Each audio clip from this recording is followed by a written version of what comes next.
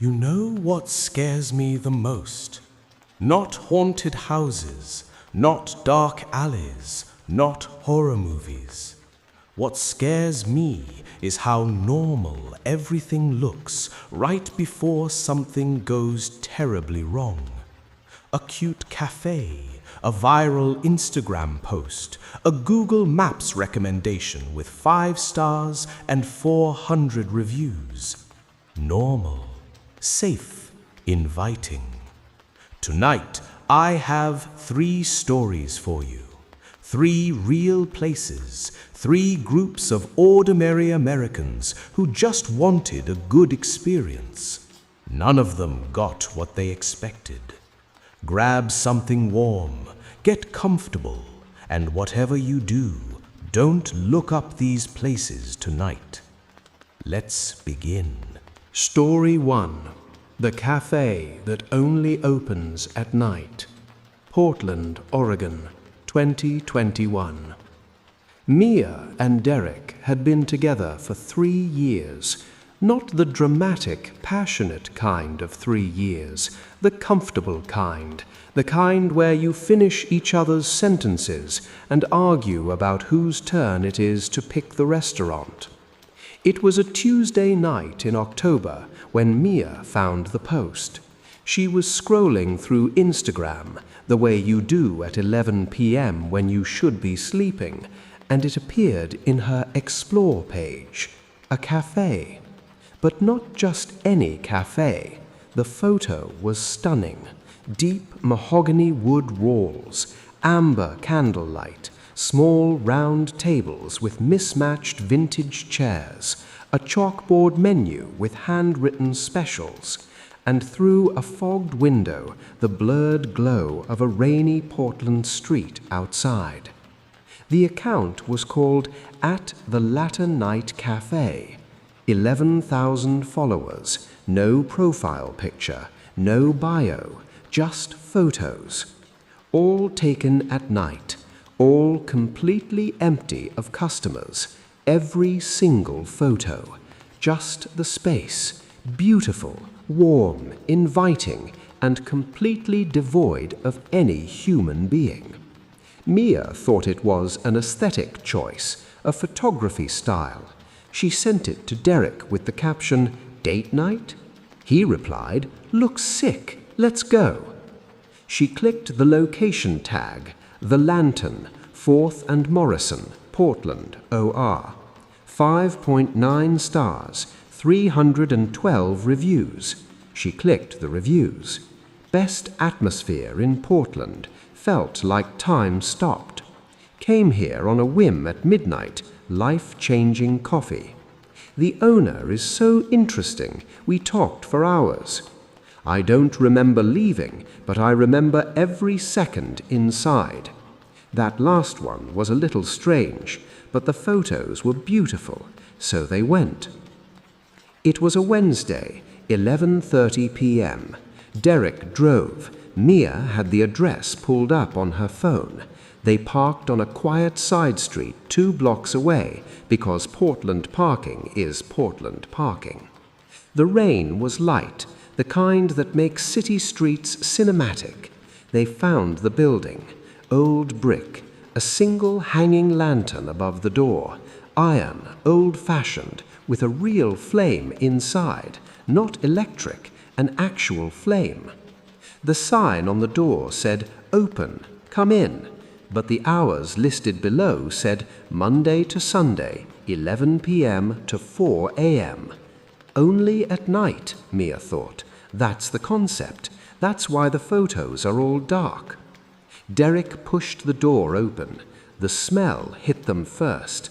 Coffee, cinnamon, something woodsy, something almost like a fireplace, but there was no fireplace visible. The cafe was exactly like the photos, warm, beautiful, candlelit, and absolutely empty. No staff, no customers, not a sound except soft music, something old, something instrumental, something that Mia couldn't quite place but felt like she'd heard in a dream once. They stood in the doorway for a moment. "Hello?" called Derek. Silence. Then from a door behind the counter, a man appeared. He was tall, 50s maybe, silver hair swept back cleanly, dark eyes, a warm smile that reached those eyes completely. He was wearing an apron, black, with no logo, no text. "Welcome," he said. His voice was low and even. "I was wondering when you'd come in." Mia assumed he meant that generally, like I was waiting for customers. She didn't wonder why he said you specifically. Not yet. They sat at a corner table. The man, he introduced himself only as the owner, brought them coffee without asking what they wanted. "You'll like this," he said simply. "Trust me." The coffee was extraordinary. Mia wasn't even a coffee person, and she thought it was the best thing she'd ever tasted. Rich, complex, with an aftertaste that she couldn't identify but kept chasing. They talked. The owner sat with them, which was slightly unusual, but he was interesting, deeply interesting, the kind of person who knows things about the world, about people. They asked them questions, good questions, not "where are you from and what do you do," but things like "what's the moment you realized you loved each other?" and "if you could go back to one day in your life just to feel it again, what day would it be?" Deep questions, personal questions, and they answered, both of them, openly, easily. Later, Mia would not be able to explain why they answered so freely. They were not drunk, they had only had coffee, but it felt like confession. It felt like the most honest 2 hours of their life. At some point, Mia looked at her phone. 3:47 a.m. She felt a jolt of shock. They had arrived at 11:30 p.m.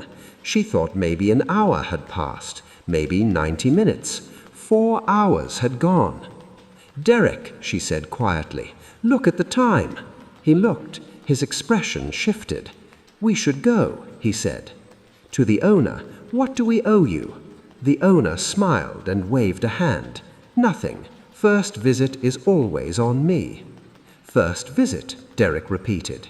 "You'll be back," the owner said. Not like a prediction, like a fact, like he was telling them the weather. They left. Outside, the rain had stopped. Mia looked back at the cafe as they walked away. The lantern above the door was still burning. In the window, she could see the owner watching them leave, still smiling. She took a photo with her phone. When she got home and looked at the photo, the window was there, the lantern was there, but the man in the window wasn't visible. Just the reflection of the street. They went back the following Wednesday, and the Wednesday after that, and the one after that. Every week, same time, same table, same extraordinary coffee, same conversations that felt deeper than anything they'd ever had with each other before visiting that place. On the 5th visit, Mia noticed something. The other reviews she'd read, "I don't remember leaving," she understood now. Not in a scary way, in a time-disappearing way. Every visit, they arrived at 11:30. Every visit, Mia looked up, and it was past 4 a.m. On the 6th visit, she started paying attention. She noticed that the cafe never had other customers.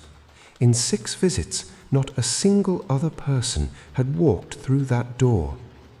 She noticed the music was always the same, the exact same instrumental track every single time. She noticed the owner never ate, never drank, never showed any sign of fatigue despite running a cafe from 11 p.m. to 4 a.m. every single night. And she noticed something else. The questions he asked them, they were different every time, but they were always getting more personal, more specific. By visit 6, he was asking things like, when did you last feel truly afraid? And, if you disappeared tomorrow, who would notice first? That last one stayed with Mia. If you disappeared tomorrow, who would notice first? She Googled the cafe that night when they got home. The Instagram account still had no profile picture, but she looked more carefully at the photos now. 11,000 followers. She clicked through some of them. Many were accounts with no posts, no profile pictures, ghost accounts. She searched the address on Google Maps. The listing was there, 4.9 stars. But when she clicked on the photo of the exterior, the building looked different. In the Google Maps photo, it was clearly daytime, and the sign above the door said something different. Not the lantern. The sign said, vacant, for lease. The Google Maps photo was from 6 months ago. She sat with that for a long time. Then she searched the reviews more carefully, scrolled deeper. Past the 5-star reviews were older reviews, 2 of them posted about a year ago, both now rated 1 star. The first said, "Do not go here. I went with my boyfriend in October. We went back 4 times. On the 5th visit, he didn't come home. Police found nothing. The address shows as vacant. I don't know what that place is, but it is not a cafe." The reviewer's account was inactive since that post. The second review said only, "If you see this place on your Explore page, it found you. Don't go." Mia put her phone down. She looked at Derek beside her. She thought about all the questions the owner had asked, all the things they had shared, all the details of their lives, their fears, their memories, their loves. She thought about the question from visit 6. If you disappeared tomorrow, who would notice first? She never went back. She made Derek promise. He agreed, but she noticed he paused before he agreed. Just a half second, just long enough for her to notice. The Instagram account was deleted 2 days later. The Google Maps listing disappeared the week after. If you search the address today, 4th and Morrison, Portland, Oregon, you will find nothing. Just a vacant building with a faint scorch mark above the door where a lantern used to hang. No one has ever identified the owner of the Lantern Café. Derek and Mia are still together. She still checks the Explore page sometimes. She's never seen it again. But sometimes, late at night, she thinks about that coffee and how much she wants to. Story 2. 5 stars. Austin, Texas, 2022. This one started with a group chat. 5 college friends, University of Texas, Austin, all 22 years old, all in that sweet spot of life where you're young enough to be fearless and old enough to drive yourself to the hospital. The group chat was called Chaotic Good. On a Friday in March, one of them, a girl named Priya, sent a screenshot. A restaurant, the Meridian Social Club. Guys, look at this place. 847 reviews, 5.0, 5.0, not 4.9, not 4.8, a perfect 5. Do you know how impossible that is? Someone replied, "That's sus, honestly. Fake reviews?" Priya, I read like 50 of them. They're all different writing styles, different details. No way they're fake. Another friend, what kind of place is it? Priya, that's the thing. It describes itself as a social club and dining experience, whatever that means. The photos look insane, though, like a speakeasy, but modern. She sent the photos. Everyone agreed. The photos were insane. Dark green velvet walls, Art Deco lighting, a long mahogany bar, small intimate dining tables, and in every photo, people, laughing, talking, looking genuinely happy, not posed, genuinely happy. "I want to go," someone typed. "Same, same. Okay, Saturday night, all 6 of us. Done." Saturday night they arrived at 9 p.m. The place was exactly like the photos, better actually. There was a warmth to it, an energy. About 30 other people inside, real people, animated conversations, genuine laughter. A host, young, sharp suit, warm smile, greeted them immediately. "Reservation?" he asked. "We don't have one," Priya said. "We didn't see an option to—" "No need," he said, cutting her off smoothly. "We always have room for new members." Members, she noted, not guests, not customers, members. He led them to a large round table near the back, perfect for 6, almost like it had been waiting for them. The menus were beautiful, thick cardstock, gold lettering, no prices. One of the boys, Marcus, noticed first. "There are no prices on this menu." The host smiled. "Membership covers everything, food, drinks, all included." "But we're not members," Marcus said. "Your first night is complimentary. After that," he smiled again, that same warm, practiced smile. "We'll discuss." They ordered. The food was extraordinary. The drinks were perfect. The conversation flowed easily, easier than usual actually. Something about the space made everyone more relaxed, more open, more present. Around 11 p.m., the host returned. "Are you enjoying your evening?" They all were, genuinely. "Wonderful," he said. "I'd love to tell you a little about our membership structure, if you're open to it." They said sure. He explained. The Meridian Social Club operated on a membership model. Monthly fee, he didn't name a number yet. In exchange, unlimited dining, unlimited drinks, access to private events, a network of like-minded young professionals. Think of it less as a restaurant, he said, more as a community. Priya asked, "What's the monthly fee?" The host smiled. "It varies by member. We personalize it." "How do you personalize it?" Marcus asked. "Based on what you value, what you're willing to invest in yourself." Something about that phrasing made Marcus pause, but the food had been incredible, the evening had been incredible, and they were 22 years old and feeling good. 4 of the 6 signed the membership card the host produced, a heavy card, 4 of them, their names printed on it already. Priya noticed that. Their names were already on the cards before they'd agreed to anything. She didn't sign. Marcus didn't sign.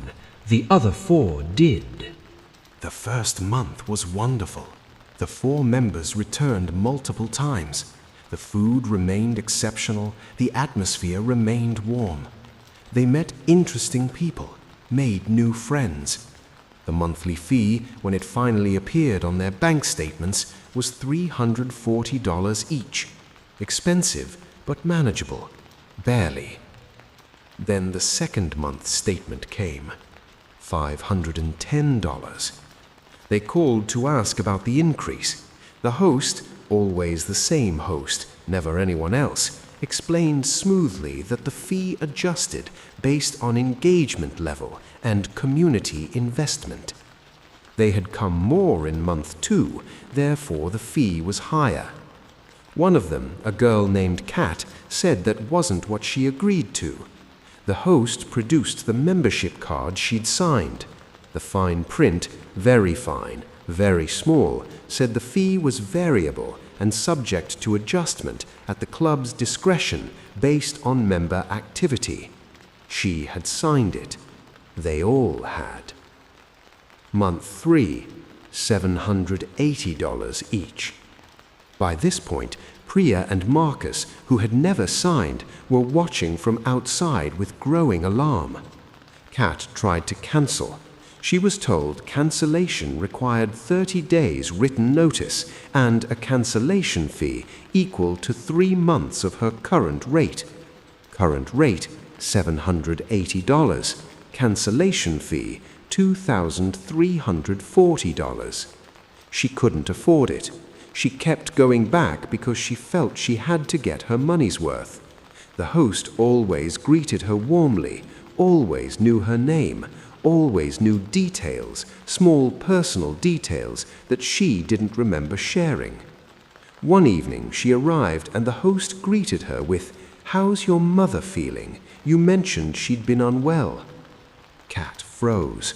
She had never mentioned her mother, not to him, not in that building, but she'd texted about it in the chaotic good group chat on her phone that had been on the table every visit, in a restaurant with suspiciously perfect Wi-Fi and absolutely no visible cameras. She left that night and didn't come back. She paid the cancellation fee, $2,340. Marcus researched the club after that. The Meridian Social Club had opened 18 months earlier.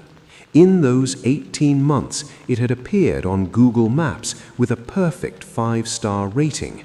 It had been featured in 2 local Austin lifestyle blogs, both articles written in unusually similar language, both published in the same week. Both blogs had since gone offline.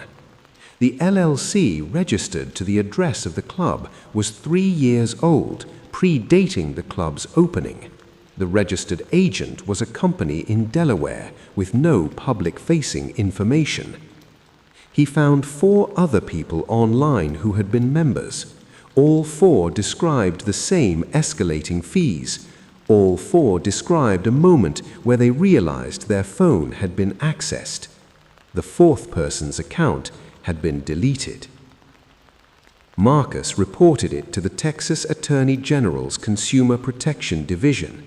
He filed in April 2022. As of the time this story was submitted online, the investigation was listed as ongoing. The Meridian Social Club is still open, still has a perfect 5-star rating, 847 reviews, all 5 stars. Check the reviews on places like this carefully, not just the stars. Read the words. Notice if they all sound a little too similar. Notice if any of them say things like, "I don't remember leaving," or "felt like time stopped." Notice if your name is on the membership card before you agreed to anything. Some places want your money. The smart ones just want your information first. Story 3. The Last Location. Denver, Colorado, 2023. This is the one that stayed with me longest, because it starts with something we've all done, sharing your location. Jenna was 26, a graphic designer, lived alone in a studio apartment in Denver's Capitol Hill neighborhood. The kind of person who had a carefully curated Instagram, a close group of 4 friends, and a habit of discovering new places through social media. In January 2023, she found a coffee shop through a TikTok. The video had 2.3 million views. A girl filming her hidden gem coffee shop discovery in Denver, a place called Hollow Ground. Exposed brick, mismatched furniture, a back room with floor-to-ceiling bookcases. The kind of place that looks like it was designed specifically to be filmed. Comment section. Where is this? Repeated 300 times. The creator had put the location in her bio. Hollow Ground Coffee, Blake Street, Denver. She saved it. Went the following Saturday morning. The place was exactly like the TikTok. Warm, beautiful. That back room with the bookcases was real and it was perfect. Jenna got a cortado and a window seat and spent 3 hours there working on freelance projects. She loved it. She went back the next Saturday and the one after. By her 4th visit, the barista, a quiet young man named Cole, knew her order before she reached the counter. This felt nice at the time. On her 6th visit, a Saturday in February, she arrived to find the cafe unusually empty. Just her and one other customer, an older man reading a newspaper in the corner. She settled into her usual window seat. About 40 minutes in, she noticed the older man was gone, and Cole was standing at the end of the bookshelf aisle, looking at her. Not in a threatening way, just watching. When she looked up, he looked away, went back behind the counter. She told herself she was being paranoid. She packed up her things and left a little earlier than usual. That night, she got a follow request on Instagram from an account with no posts, no followers, no profile picture. The username was a string of numbers. She declined it. The next Saturday, she went back because she loved the place and she was not going to let herself be scared of a barista who looked at her. Cole was not there. Different staff, friendlier. She relaxed. 2 hours in, she got a text from her friend Dana. "Hey, are you at that coffee shop right now?" Jenna, "Yeah, why?" Dana, "Your location is showing you somewhere on the other side of the city." Jenna stared at her phone. She and Dana shared locations with each other. Had for 2 years. Safety thing. Both lived alone. She opened her location settings. Her location was broadcasting correctly. Blake Street, Capitol Hill. She texted Dana a screenshot. Dana replied, "That's weird. Mine shows you at a warehouse district address. It's been showing that for like 3 weeks, actually. I thought you just had a new spot you hung out at." 3 weeks. Jenna had been coming to Hollow Ground for exactly 3 weeks and 2 days. She sent Dana the warehouse address. Dana Googled it. Came back, it's a residential building, like an apartment complex. Jenna left the cafe immediately. She sat in her car and went through her phone. She found it within 20 minutes, an app she didn't recognize. Small icon, looked like a utility app, the kind that comes pre-installed and you never open. She Googled the app name. It was a location spoofing and mirroring app. It runs silently in the background. It captures your real location and simultaneously broadcasts a false location to your shared contacts. She had not downloaded this app. It had been installed on her phone. The only place her phone had been out of her direct control in the past month was on the table at Hollow Ground, when she worked there for 2 and 3 hours at a stretch, phone face down, earphones in, focused on her laptop. She drove home. She did a full factory reset on her phone. She called Denver PD non-emergency line and reported it. The officer she spoke to asked if she was certain she hadn't downloaded the app herself. She said she was certain. He took her information. She never heard back. She reported it to the cafe. The manager, not Cole, a different person, seemed genuinely alarmed. Said Cole had left the job 2 weeks ago. Said they would look into it. Apologized extensively. She Googled Cole, the only name she had from his name tag. Nothing useful came up. Common name. She reported the anonymous Instagram follow request. Nothing. She checked whether Dana's location of her had corrected itself. It had. She checked back through Dana's location history of her, which the app stored for 30 days. For 23 days, her location had been showing at that warehouse building.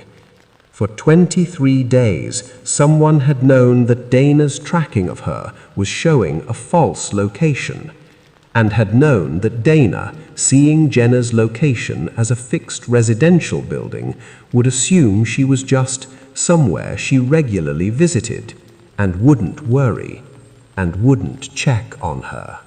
Jenna moved to a new apartment 4 months later, not because anything else happened, but because she couldn't sleep in that studio, knowing that for 23 days someone had been making sure that the person most likely to notice she was missing thought they already knew exactly where she was. Jenna still loves coffee shops. She goes to a small place near her new apartment. She never leaves her phone on the table anymore. She keeps it in her bag, screen up, and every morning she checks her app list, every single morning, just to make sure. 3 places: a cafe with no prices, a restaurant with no prices, a coffee shop with the best cortado in Denver. All found through social media, all reviewed perfectly, all completely normal looking. The lantern, the meridian, hollow ground. Here's the thing about the internet. When something finds you on your explore page, when an algorithm decides to show you something, you assume it's random. You assume it's just data, your interests, your history, your patterns. But sometimes I wonder, what if some things aren't found by accident? What if some places know exactly who to show up for? That's 3 stories for tonight.